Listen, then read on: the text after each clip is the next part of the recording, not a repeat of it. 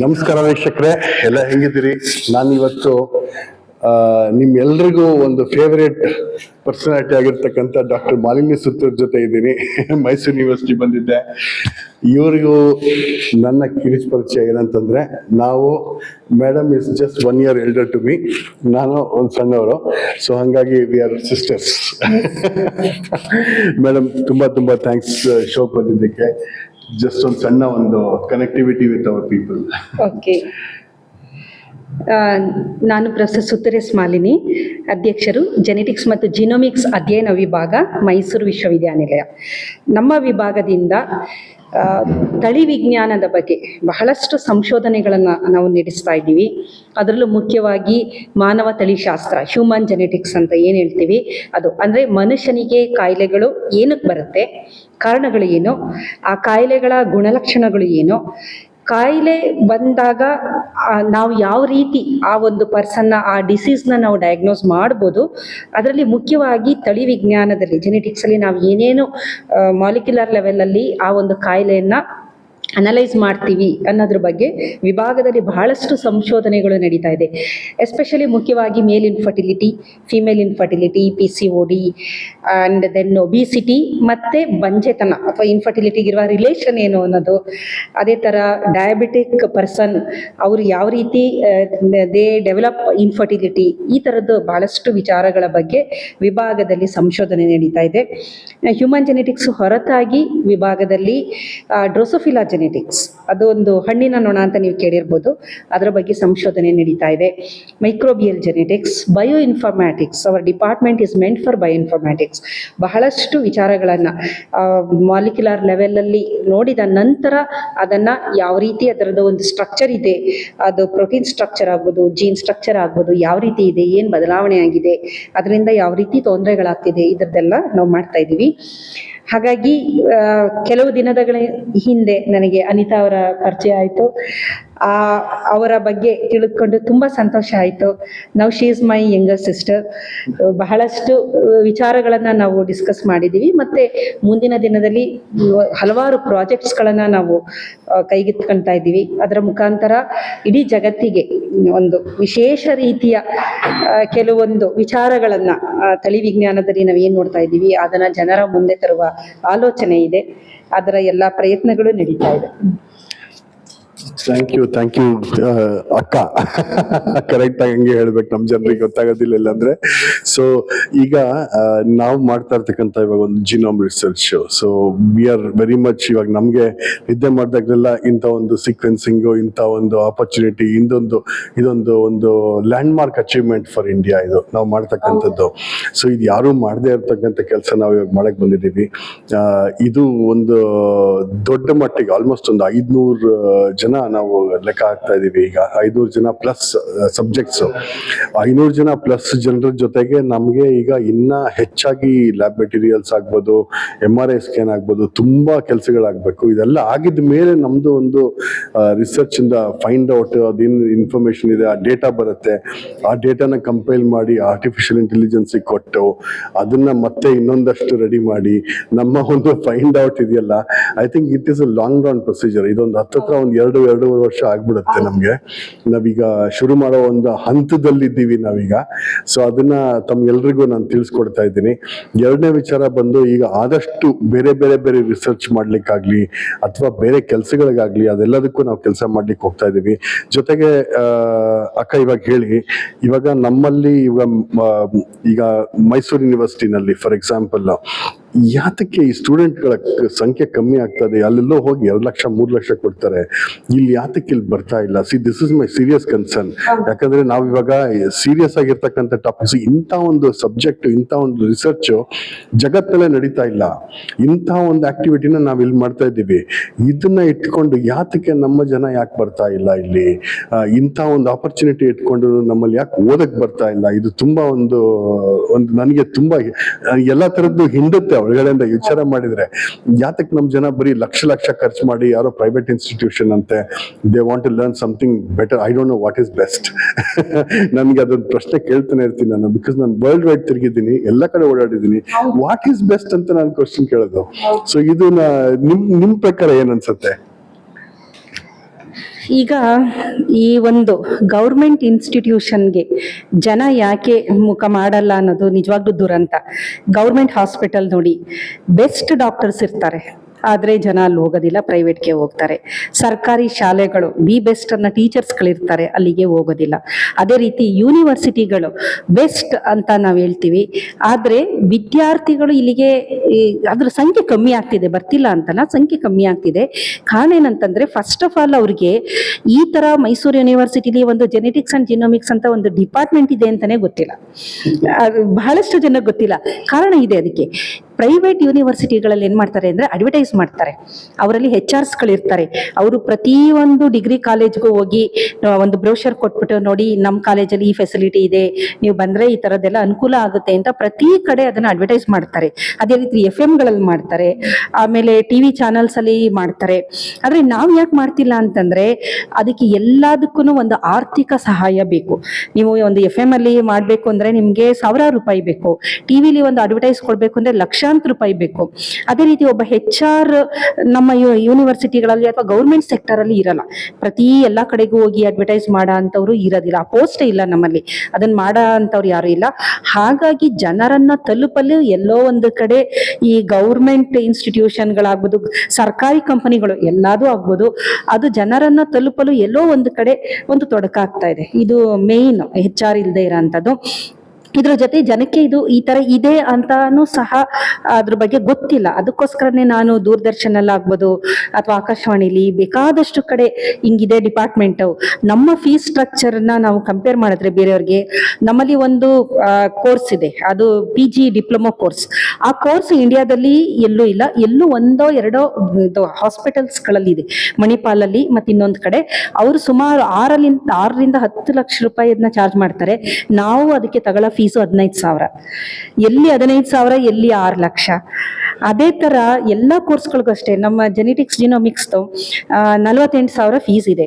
ಅದೇ ನೀವು ಬೇರೆ ಪ್ರೈವೇಟ್ ಕಾಲೇಜಲ್ಲಿ ಹೋದ್ರೆ 1 ಲಕ್ಷ ಅಥವಾ 2,80,000, 1,80,000 ಈ ತರ ಫೀಸ್ ಇದೆ. ಬಟ್ ಏನಕ್ಕೆ ಇಲ್ಲಿ ಅಂದ್ರೆ ಜನಕ್ಕೆ ಗೊತ್ತೇ ಇಲ್ಲ ಇಲ್ಲಿ ಈ ತರ ಒಂದು ಕೋರ್ಸ್ ಇದೆ ಅನ್ನೋದು, ಇದರಿಂದ ಈ ತರ ಬೆನಿಫಿಟ್ ಇದೆ ಅಂತ. ನಮ್ಮ ಒಂದು ಕೆಲಸದ ಒತ್ತಡದಲ್ಲಿ ನಾವು ಪ್ರತಿ ಕಾಲೇಜ್ಗೂ ಹೋಗಿ ಈ ತರ ಇದೆ ನೀವು ಬನ್ನಿ ಅಂತ ಹೇಳಕ್ ನಮ್ಮ ಕೈಲೂ ಆಗಲ್ಲ, ಅದು ಕಷ್ಟ ಇದೆ.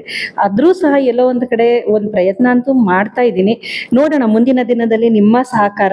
ಈಗ ನೀವು ಎಲ್ಲ ಕಡೆ ಹೋದಾಗ ಡಿಪಾರ್ಟ್ಮೆಂಟ್ ಬಗ್ಗೆ ಹೇಳಿ, ಅದರಿಂದನಾರು ನಮ್ಗೆ ಅಟ್ಲೀಸ್ಟ್ ಒಂದಷ್ಟು ಜನ ಒಳ್ಳೆಯ ವಿದ್ಯಾರ್ಥಿಗಳು ಬಂದ್ರೆ ಅದೇ ನಮ್ಮ ಒಂದು ವಿಭಾಗಕ್ಕೆ ದೊಡ್ಡ ಕೊಡುಗೆ ಅಂತ ಹೇಳ್ಬೋದು. ಯಾವತ್ತು ಒಳ್ಳೆ ವಿದ್ಯಾರ್ಥಿಗಳು ಕಷ್ಟಪಟ್ಟು ಓದ ಅಂತ ವಿದ್ಯಾರ್ಥಿಗಳಿದ್ರೆ ಅವರಿಗೆ ಕಲ್ಸಕ್ಕೂ ನಮ್ಗೆ ಹುಮ್ಮಸ್ ಇರುತ್ತೆ ಅಲ್ವಾ?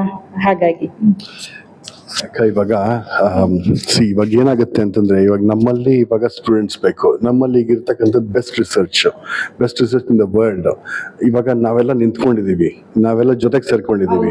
ಸೊ ಈ ಜೊತೆಗೆ ಸೇರ್ಕೊಂಡಾಗ ಈ ಒಂದು ಬರುವಂತ ಎಫೆಕ್ಟ್, ಇವಾಗ ನಾವು ಚಾನೆಲ್ ನಲ್ಲೂ ಹೋಗಿ ರಿಕ್ವೆಸ್ಟ್ ಮಾಡ್ತಾ ಇದ್ದೀವಿ, ನಮ್ಮ ಸಬ್ಸ್ಕ್ರೈಬರ್ಸ್ ಆಗ್ಲಿ ಅಥವಾ ಅವ್ರ ಸ್ನೇಹಿತರಿಗಾಗ್ಲಿ ಎಲ್ರಿಗೂ, ನಾನು ಸಿಕ್ಕಿಲ್ ಕಡೆ ಎಲ್ಲರಿಗೂ ಹೇಳ್ತೀನಿ ನಾನು, because we need this kind of a growth. ಈ ಜಿನೋಮಿಕ್ಸ್ ಅಂತಕ್ಕಂಥದ್ದು it's a never ending story. ಅಲ್ಲೆಲ್ಲೋ ಸಾಫ್ಟ್ವೇರ್ ಡೆವಲಪ್ಮೆಂಟ್ ಸೇರ್ಕೋತಾರೆ, ಮೆಕ್ಯಾನಿಕಲ್ ಇಂಜಿನಿಯರಿಂಗ್ ಅಂತ ತಿರ್ಕೋತಾರೆ, ಇನ್ನೆಲ್ಲೋ ಏನೋ ಮಾಡ್ತಾರೆ. Senseless topics. ಯಾವ್ದನ ಒಂದು ನಿಜವಾಗಿರ್ತಕ್ಕಂಥ ಒಂದು ಗ್ರೋತ್ ಅನ್ನ, ಆಕ್ಟಿವಿಟೀಸ್ ನ ಮುಂದೆ ತಗೊಂಡು ಹೋಗ್ಬೇಕು ಅಂದ್ರೆ ಐ ಥಿಂಕ್ ಇಂಥ ಒಂದು ರಿಸರ್ಚ್, ಇಂಥ ಒಂದು ಆಕ್ಟಿವಿಟೀಸು ಇದನ್ನ ಇನ್ನು ಮುಂದೆ ತಗೊಂಡು ಹೋಗ್ಲಿಕ್ಕೆ ಇವಾಗ ಎಲ್ರದ್ದು ನಮ್ದಂತೂ ಸಹಕಾರ ಇದ್ದೇ ಇದೆ. And I think I am committed to change this initiative. ಜನ ಬಂದು ನಿಂತ್ಕೊಂಡು ಅವ್ರಿಗೆ ಅರ್ಥ ಆಗಿ ಮಾಡ್ಬೇಕು ಅಂತಂದ್ರೆ great. Of course I spend my life in software development. I built robots. ಆ ಒಂದು ರೆವಲ್ಯೂಷನ್ ಎಲ್ಲದನ್ನು ಮಾಡಿ ಇವತ್ತಿಗೂ ನನ್ನ ಒಂದು ಮೈ ಬಾಡಿ ಅಂತಕ್ಕಂಥದ್ದು it is my robot. So ಹಂಗಾಗಿ this is a different trend all together ನಮ್ಮ ಜನರಿಗೆ. ಸೊ ಇದು ನಾವು ತಗೊಂಡ್ಬರ್ಬೇಕು ಅಂತಂದ್ರೆ ಈಗ ಹೋಗ್ತಾ ದಾರಿನಲ್ಲಿ going to B personal robots. ನಮ್ ಜನರಿಗೆ ಯಾವ್ದು ಈ ಹಳೇದು ಈ ಕಾನ್ಸೆಪ್ಟ್ ಇದೇನೋ ಬರುತ್ತೆ, ಅದೇನೋ ಬರುತ್ತೆ, ಇನ್ನೆಲ್ಲೋ ತಿರುಗತ್ತೆ, ಇದಿನ್ನು ನಾನು ಎಲ್ಲೋ ಬಿಯಾಂಡ್ ಇಮ್ಯಾಜಿನೇಷನ್. ನಾವೀಗ ಕೂತ್ಕೊಂಡು ಯೋಚನೆ ಮಾಡಿದಾಗ ಪ್ರಾಡಕ್ಟ್ ಡೆವಲಪ್ ಮಾಡುವಾಗ ಹೆಂಗೆ ಅಂದ್ರೆ ಅದು we can't even imagine what this is. So ತುಂಬಾ ಕಷ್ಟ ನಮಗೆ ಒಂದು ಇನಿಷಿಯೇಟಿವ್ಲಿ. ಸೊ ಹಂಗಾಗಿ ನಿಮ್ಮ ಒಂದು I think this is very important. We really need that kind of a growth. So I think ನಮ್ಮ ವೀಕ್ಷಕರಿಗೆ, ಇಬ್ಬರದು ವೀಕ್ಷಕರು ಇದ್ದೀವಿ ನಾವೀಗ, ನಮ್ಮ ವೀಕ್ಷಕರಿಗೆ ನಾವೀಗ ಬೇರೆ ಲೆವೆಲ್ ಅಲ್ಲೇ ನಾವು ತಿಳಿಸ್ಕೊಡ್ಬೇಕಾಗತ್ತೆ. ನಾವೊಂದು ಸಣ್ಣದಾಗಿ ಒಂದು ಸಪ್ರೇಟ್ ಆಗಿರ್ತಕ್ಕಂಥ ಒಂದು ಕಾರ್ಯಕ್ರಮ ಮಾಡೋಣ. ಆಮೇಲೆ ಈ ಒಂದು ನೆಕ್ಸ್ಟ್ ಜನರೇಷನ್ ಅಲ್ಲಿ ಏನು ಮುಂದೆ ಏನ್ ಚೇಂಜಸ್ ಬರುತ್ತೆ. ಮುಂದಿನ ದಿನದಲ್ಲಿ ಜಗತ್ತನ್ನು ಆಳುವ ಎರಡು ಕ್ಷೇತ್ರ ಅಂದ್ರೆ ಒಂದು ಆರ್ಟಿಫಿಷಿಯಲ್ ಇಂಟೆಲಿಜೆನ್ಸ್. ಅದಿಲ್ಲದೆ ನಾವು ಜೀವನ ಮಾಡಕ್ಕೆ ಸಾಧ್ಯ ಆಗಲ್ಲ ಅನ್ನೋ ಮಟ್ಟಿಗೆ ಆರ್ಟಿಫಿಷಿಯಲ್ ಇಂಟೆಲಿಜೆನ್ಸ್ ಬಂದ್ಬಿಡುತ್ತೆ. ಅದು ಆಲ್ರೆಡಿ ಬರ್ತಾ ಇದೆ. ಪ್ರತಿ ಒಂದಕ್ಕೂ ಅದು ನಾವು ಎಲ್ಲಾ ಕಡೆ ಅಪ್ಲೈ ಮಾಡ್ತಾ ಬರ್ತೀವಿ. ಅದೇ ತರ ಜೀನೋಮಿಕ್ಸ್ ಅಥವಾ ಪರ್ಸನಲೈಸ್ ಜೀನೋಮಿಕ್ ಮೆಡಿಸಿನ್ ಅಂತ ಏನಿದೆ, ಪ್ರತಿಯೊಬ್ಬನಿಗೂ ಅವನ ದೇಹಕ್ಕೆ ತಕ್ಕಂತೆ ಔಷಧಿಯನ್ನ ಡಿಸೈನ್ ಮಾಡಿ ಕೊಡ್ಬೇಕಾಗುತ್ತೆ. ಏಕೆಂದ್ರೆ ಈಗ ಡಯಾಬಿಟಿಕ್ ಅಂದಾಗ ಎಲ್ಲಾ ಡಯಾಬಿಟಿಕ್ ಪೇಷಂಟ್ಗೂ ಒಂದೇ ಔಷಧಿ ಕೊಟ್ಟಾಗ ಕೆಲವ್ರಿಗೆ ಚೆನ್ನಾಗಿ ವರ್ಕ್ ಆಗುತ್ತೆ, ಕೆಲವ್ರಿಗೆ ಆಗಲ್ಲ. ಕಾರಣ ಅವರ ಜೀನೋಮ್ ಲೆವೆಲ್ ಅಲ್ಲಿ ಇರುವಂತ ವ್ಯತ್ಯಾಸ. ಹಾಗಾಗಿ ಅವರಿಗೆ ಸೂಟ್ ಆಗಂತದ್ದು, ಅವರ ದೇಹಕ್ಕೆ ತಕ್ಕದಾದಂತಹ ಔಷಧಗಳನ್ನ ನಾವು ಕೊಟ್ರೆ ಅವ್ರಿಗಿರೋ ಕಾಯಿಲೆಯನ್ನ ಬಹಳ ಚೆನ್ನಾಗಿ ಕಂಟ್ರೋಲ್ ಮಾಡ್ಬೋದು. ಆ ಲೆವೆಲ್ ಅಲ್ಲಿ ನೆಕ್ಸ್ಟ್ ಎರಾ ಏನಿದೆ ಅದು era of genomics and genetics. ಅದೇ ರೀತಿ ಆರ್ಟಿಫಿಷಿಯಲ್ ಇಂಟೆಲಿಜೆನ್ಸ್. ಇವನ್ನೆಲ್ಲ ನಾವು ಇದೆಲ್ಲ ಏನಂತಂದ್ರೆ ಬೇರೆ ಬೇರೆ ಬಿಟ್ ಅಂಡ್ ಪೀಸಸ್ ಇದೆ. ಇದನ್ನೆಲ್ಲ ಒಂದೇ ಪ್ಲಾಟ್ಫಾರ್ಮ್ ಅಲ್ಲಿ ತಗೊಂಬಂದಾಗ ವಿ ಕುಡ್ ಡೂ ವಂಡರ್ಸ್. ಆಗ ಜಗತ್ತಿಗೆ ಭಾರತೀಯರು ಯಾವ ರೀತಿ ಎಲ್ಲಾ ಕ್ಷೇತ್ರದಲ್ಲೂ ಮುಂದಿದ್ದಾರೆ ಅಂತ ತೋರಿಸ್ಬೋದು ನಾವು, ಅಲ್ವಾ? ಐ ಥಿಂಕ್ ನಮ್ಮ ಟೀಮ್ ಸೂಪರ್ ಆಗಿದೆ. ನನಗೆ ಐ ಆಮ್ ರಿಯಲಿ ಎಕ್ಸೈಟೆಡ್. ನಾನು ನಿಮ್ಮ ಹತ್ರ ಮಾತಾಡ್ತಾ ಇದ್ದಷ್ಟು ಇನ್ನೊಂದಷ್ಟು ತಲೆ ಒಳಗಡೆ ಏನೇನೋ ಇವಾಗ ನೆಕ್ಸ್ಟ್ ಜೀನ್ಸ್ ಸೀಕ್ವೆನ್ಸಿಂಗ್ ಅಂತ ಏನ್ ಕರಿತೀವಿ, ನೆಕ್ಸ್ಟ್ ಜನರೇಷನ್ ಸೀಕ್ವೆನ್ಸ್ NGS, ಸಾರಿ, ಆ ಡೇಟಾ ಕಲೆಕ್ಷನ್ ಆಗ್ಲಿ, ಆ ಡೇಟಾ ತಗೊಂಡ್ಬರೋದಾಗ್ಲಿ, ಆ ಆರ್ಟಿಫಿಷಿಯಲ್ ಇಂಟೆಲಿಜೆನ್ಸ್ ನಾವು ಫೀಡ್ ಮಾಡೋದಾಗ್ಲಿ, ರೈಟ್. ಸೊ ಅದಾದ್ಮೇಲೆ ನೆಕ್ಸ್ಟ್ ನಮ್ಮ ಒಂದು ನೆಕ್ಸ್ಟ್ ಬೆಸ್ಟ್ ವರ್ಷನ್ ಅಂತ ನಾನು ಕರಿತೀನಿ. ಯಾವತ್ತೂ ಅಷ್ಟೇನೆ ಆ ನೆಕ್ಸ್ಟ್ ಬೆಸ್ಟ್ ವರ್ಷನ್ ನಾವು ಇವಾಗ we have to bring it out and we have to prove this entire world ಇವಾಗ ನಾವಿದೀವಪ್ಪ ಅಂತ. ಈಗ ಫಾರ್ ಎಕ್ಸಾಂಪಲ್ ನಂದೊಂದು ಸಣ್ಣ ಕ್ವಶನ್ ಇದೆ. ಇವಾಗ ನೀವು ಅದೊಂದು ಟಾಪಿಕ್ ಟಚ್ ಮಾಡಿದ್ರಿ. Of course we have crossed our time lines. ದಯವಿಟ್ಟು ಕ್ಷಮಿಸ್ಬಿಡಿ ಎಲ್ಲರೂ. ಇವಾಗ ನಮ್ಗೆ ಏನಂತಂದ್ರೆ ಇವಾಗ ನಮ್ಮಲ್ಲಿ ಇವಾಗ ಊಟ ಮಾಡ್ತಾ ಇದೀವಿ. ಫಾರ್ ಎಕ್ಸಾಂಪಲ್ ಇವಾಗ ನಮಗೆ ಒಂದು ಟ್ಯಾಬ್ಲೆಟ್ ಬೇಕಿರುತ್ತೆ. ಸೊ ಇದು ಕೆಲವು ರೆಗ್ಯುಲರ್ ಮೆಡಿಕಲ್ ಶಾಪ್ ಅಲ್ಲಿ ತಗೊಂಡು ಇವಾಗ they are spoiling their health. ತಗೋಬಾರ್ದು, ಆದ್ರೂ ನಮ್ ಜನ ತಗೊಂಡ್ಬಿಡ್ತಾರೆ. ಅದಕ್ಕೆ ಬೇಕಾಗಿರ್ತಕ್ಕಂತ ಒಂದು ಡಯಾಗ್ನೋಸಿಸ್ ನ ಅವ್ರು ಯಾರು ಮಾಡೋದಿಲ್ಲ. ಇವಾಗ ನನಗೆ ಏನ್ ಆಗುತ್ತೆ, ಅದರಿಂದ ಏನ್ ಹಾರ್ಮ್ ಆಗಿದೆ ಅನ್ನೋದು ಗೊತ್ತಿಲ್ಲ. ಸೊ ಇದ್ರ ಬಗ್ಗೆ ಏನೋ ಒಂದು ಸಣ್ಣ ವಿಚಾರ ನಮ್ಮೆಲ್ರಿಗೂ ತಿಳಿಸ್ಕೊಡಕ್ಕಾಗತ್ತ ನಿಮ್ ಕಡೆಯಿಂದ? ಈಗ ನಾನು ಆಗ್ಲೇ ಹೇಳಿದೆ, ಒಂದು ಮೆಡಿಸನ್ ನಾವು ಅದನ್ನ ಎಲ್ಲರಿಗೂ ಅಪ್ಲೈ ಮಾಡಕ್ಕಾಗಲ್ಲ. ಆದ್ರೆ ನಮ್ಮ ಪರಿಸ್ಥಿತಿ ಏನಾಗಿದೆ ಅಂದ್ರೆ ನಮ್ಮ ದೇಶದಲ್ಲಿ ಒಂದನ್ನೇ ಎಲ್ಲ ಕಾಯಿಲೆಗಳಿಗೂ ಅಪ್ಲೈ ಮಾಡ್ತೀವಿ. ಬರೀ ಒಂದು ಕಾಯಿಲೆಗಲ್ಲ. ನಮ್ಮ ಪರಿಸ್ಥಿತಿ ಹೆಂಗಿದೆ ಅಂದ್ರೆ, ಈಗ ಡಯಾಬಿಟಿಕ್ ಒಂದು ಮೆಡಿಸಿನ್ ಇದೆ, ಅದನ್ನ ಎಲ್ಲಾರ್ಗೂ ಕೊಡ್ತೀವಿ. ಈ ಬರೀ ಡಯಾಬಿಟಿಕ್ ಅಲ್ಲ, ಬೇರೆದಕ್ಕೂ ತಗೊಂತಾರೆ. ಅಷ್ಟು ಬುದ್ಧಿವಂತರು ಇದ್ದಾರೆ ನಮ್ ಜನ. ಹಾಗಾಗಿ ಪ್ರತಿ ಒಂದು ಕಾಯಿಲೆಗೂ ಹೌದು. ಈಗ ಪೆಪರ್ಮೆಂಟ್ ಆಫ್ ಇಂಡಿಯಾ ನೀವು ಕರೆಕ್ಟ್ ಆಗಿ ಹೇಳಿದ್ರೆ, ಏನೇ ಆದ್ರೂ ಡೋಲೋ 650 ಅನ್ನೋದು. ಆದ್ರೆ ಪ್ರೆಗ್ನೆಂಟ್ ಫೀಮೇಲ್ಸ್ ಡೋಲೋ 650 ತಗೋಬಾರ್ದು ಅನ್ನೋ ಕಾಮನ್ ಸೆನ್ಸ್ ಇರೋದಿಲ್ಲ. ಅಂದ್ರೆ ಈ ಒಂದು ಹೆಲ್ತ್ ಬಗ್ಗೆ ಅವೇರ್ನೆಸ್ ಇದೆಯಲ್ಲ, ಅದು ತುಂಬಾನೇ ಕಮ್ಮಿ ಅನ್ಬೋದು ಜನಕ್ಕೆ. ನಾವು ಜೀವನ ಶೈಲಿ, ಆಹಾರ ಪದ್ಧತಿ, ಹವ್ಯಾಸ, ನಾವು ಹೆಂಗಿರ್ಬೇಕು ಏನು, ಇದನ್ನ ತಿಳಿಸೋರು ಯಾರು ಇಲ್ಲ. ತಿಳಿಸೋರು ಈಗ ವೈದ್ಯರುಗಳು ತಿಳಿಸ್ಬೇಕು, ಅವ್ರಿಗೆ ಟೈಮ್ ಇರೋದಿಲ್ಲ. ಇಷ್ಟೆಲ್ಲ ನಿಮ್ಮ ಮುಂದೆ ಕುತ್ಕೊಂಡು ಲೆಕ್ಚರ್ ಕೊಡಕ್ ಆಗಲ್ಲ ಅವ್ರಿಗೆ. ಹಾಗಾಗಿ ಅದನ್ನೇನಾದ್ರು ಮಾಡ್ಬೇಕು ಅಂದ್ರೆ ನಮ್ಮಂತ ಯೂನಿವರ್ಸಿಟಿ ಪ್ರೊಫೆಸರ್ಗಳೇ ಮಾಡ್ಬೇಕು ಅಂತ ಪ್ರಯತ್ನ ಮಾಡ್ತಾ ಇದೀವಿ. ಇನ್ ಮುಂದೆನೂ ಬಹಳಷ್ಟು ವಿಚಾರಗಳನ್ನ ನಾವು ಮಾಡೋಣ. ಹೆಲ್ತ್ ರಿಲೇಟೆಡ್ ಜನಕ್ಕೆ ಇದು ರೀಚ್ ಆಗ್ಬೇಕು ಎಲ್ಲಾರ್ಗು. ಆ ವಿಚಾರದಲ್ಲಿ ಎಲ್ಲಾ ವಿಚಾರಗಳನ್ನು ತಗೊಂಡು ಒಂದೊಂದೇ ಲೈಫ್ ಸ್ಟೈಲ್, ಡಯಟ್, ನೀವು ಬೇಕಾದ್ರೆ ನೀವು ಜರ್ಮನಿ ಕಂಪೇರ್ ಮಾಡಿ ಹೆಂಗಿತ್ತು, ನಮ್ಮಲ್ಲಿ ಏನಿದೆ, ನಮ್ಮಲ್ಲಿ ಏನ್ ಬದಲಾವಣೆ ಮಾಡ್ಕೋಬೇಕು. ಯಾಕೆಂದ್ರೆ ಈ ಹೊರಗಡೆ ನಾವು ಪಾಶ್ಚಿಮಾತ್ಯ ಇರೋದು ಎಲ್ಲ ಕೆಟ್ಟದ್ದು ಅಲ್ಲ, ಎಲ್ಲ ಒಳ್ಳೇದು ಅಲ್ಲ. ಎಲ್ಲಿ ಯಾವ್ದು ಒಳ್ಳೇದಿದೆ ಅದನ್ನ ಮಾತ್ರ ಪಿಕ್ ಮಾಡ್ಬೇಕು, ಅದನ್ನ ನಾವು ಅಳವಡಿಸ್ಕೋಬೇಕು. ಹಾಗಾಗಿ ಅಂತ ವಿಚಾರಗಳನ್ನ ನಾವು ಹೆಚ್ಚು ಮುಂದಿನ ದಿನದಲ್ಲಿ ಮಾತಾಡೋಣ. ಥ್ಯಾಂಕ್ ಯು ಅಕ್ಕ, ತುಂಬಾ ಧನ್ಯವಾದ. ಇವತ್ತು this my first talk with doctor Malini Suttur. ನಿಮ್ಗೆ ಎಲ್ರಿಗೂ ಗೊತ್ತಿರುತ್ತೆ. ಸೊ ನನಗಿನ್ನ ಹಳಬ್ರು, ನನಗಿನ್ನ ಫೇಮಸ್ ನಾನೇನೂ ಇಲ್ಲ ಇವ್ರ ಜೊತೆಗೆ. ಇವ್ರು ಮಾಡಿರ್ತಕ್ಕಂಥ ರಿಸರ್ಚ್ ಮುಂದೆ ನಂದೇನೂ ಇಲ್ಲ. ಸೊ ದಯವಿಟ್ಟು ತುಂಬಾ ಥ್ಯಾಂಕ್ಸ್. ನಾನು ಅನಿತಾ ಅವ್ರನ್ನ ದೇವರು ಕೊಟ್ಟ ತಂಗಿ ಅಂತ ಒಂದು ಟೈಟಲ್ ಇಟ್ಬಿಟ್ಟಿದ್ದೀನಿ. ಅವರು ಹೇಗೋ ಸಿಕ್ಕಿದ್ರು, ಒಂದು ಆಕಸ್ಮಿಕವಾದ ಭೇಟಿ. ಆಮೇಲೆ ಅವರ ವಿಚಾರಧಾರೆಗಳು ನಮ್ದು ತುಂಬಾ ಇಷ್ಟ ಆಯ್ತು. ಹಾಗಾಗಿ ನಿಜವಾಗ್ಲು ಏಕೆಂತಂದ್ರೆ ಎವ್ರಿಥಿಂಗ್ ಇಸ್ ಪ್ರೀ ಡಿಟರ್ಮೈನ್ಡ್ ಅಂತಾರೆ. ಏನೋ ಒಂದು ಒಳ್ಳೆ ಉದ್ದೇಶಕ್ಕೆ ಭಗವಂತ ಎಲ್ಲಾರನ್ನ ಒಟ್ಟುಗೂಡಿಸಿದ್ದಾರೆ. ಉದ್ದೇಶ ಖಂಡಿತ ಒಳ್ಳೇದಾಗುತ್ತೆ, ಏಕೆಂದ್ರೆ ಮನಸ್ಸಲ್ಲಿ ಒಳ್ಳೇದಿದೆ, ಉದ್ದೇಶ ಒಳ್ಳೇದಿದೆ. ಹಾಗಾಗಿ ಖಂಡಿತ ಒಳ್ಳೇದಾಗುತ್ತೆ. ಮುಂದಿನ ದಿನದಲ್ಲಿ ಈ ತರ ಬೇಕಾದಷ್ಟು ಕಾರ್ಯಕ್ರಮಗಳನ್ನ ನಾವು ಮಾಡೋಣ. ಸೊ ಎಲ್ರಿಗೂ ತುಂಬಾ ತುಂಬಾ ಧನ್ಯವಾದ. ನೆಕ್ಸ್ಟ್ ವಿಡಿಯೋದೊಂದಿಗೆ ನಿಮ್ಮ ಮುಂದೆ ಸಿಗ್ತೇನೆ. Thank you so much. ನಮಸ್ತೆ.